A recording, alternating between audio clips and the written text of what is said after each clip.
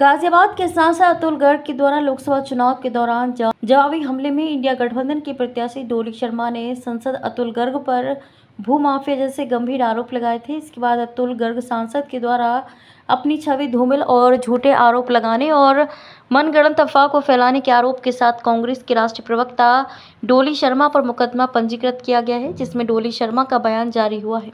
Media से बात करते हुए डोली शर्मा ने कहा कि अतुल गर्ग सांसद हैं और मेरे पिता से भी ज़्यादा उम्र के व्यक्ति हैं।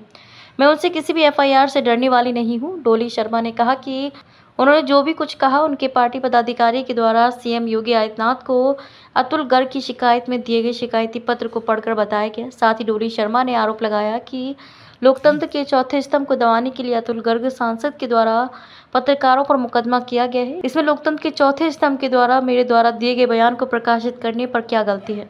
इस जवाब के बाद जहां एक तरफ कयास लगाए जा रहे हैं कि डोली शर्मा भी जवाबी जंग से ज्यादा कानूनी दांवपेच से सांसद अतुल गर्ग का घेराव करेंगे। साथ ही डोली शर्मा ने कहा कि शायद गाजियाबाद के सांसद अतुल गर्ग को मेरे से कोई पर्सनल दुश्मनी या रंजिश है, जिसकी वजह से मुझ पर ये एफआईआर कराई गई है।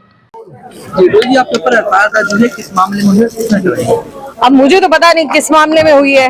हमने तो सत्य कहा था।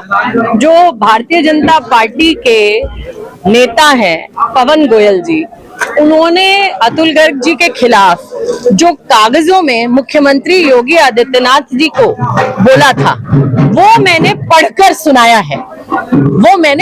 सुनाया है और वो आप मेरा वीडियो अगर निकालेंगे उसमें भी मैंने कहा कि ये मैं नहीं कह रही हूँ, ये भारतीय जनता पार्टी के नेता कह रहे हैं। लेकिन मुझे लगता है शायद अतुल गर्ग जी को बड़े सम्मानित सांसद हैं हमारे यहाँ के, शायद मुझसे कोई पर्सनल रंजिश मुझे नहीं पता किस बात की वो निकाल रहे हैं। लेकिन मैं एक चीज कहना चाहती हूँ, अगर आपके खिलाफ आपकी पार्टी के लोगों ने कोई बात कही है, आप अपनी पार्टी के लोगों के खिलाफ करिए बात।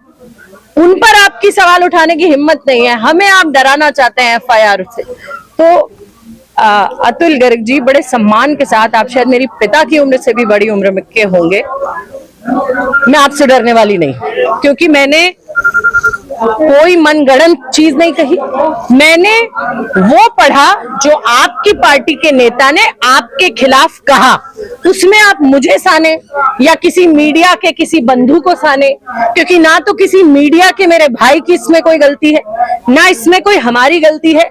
मीडिया ने वो कवर किया जो हमने कहा, और हमने वो कहा जो उन्हीं की पार्टी के कार्य समिति सदस्य ने योगी आदित्यनाथ को उनके खिलाफ लिखा। क्या कहीं गाजियाबाद में भी आजकल पत्रकारों पर भी लगातार मुकदमा दर्ज किए जा रहे हैं? इस मामले में एक पत्रकार पर भी मुकदमा दर्ज हुआ आपके साथ था, उसको लेकर आप क्या कहते हैं? देखिए, मेरी पूरी सहानुभूति पूरे पत्रकारों के साथ है।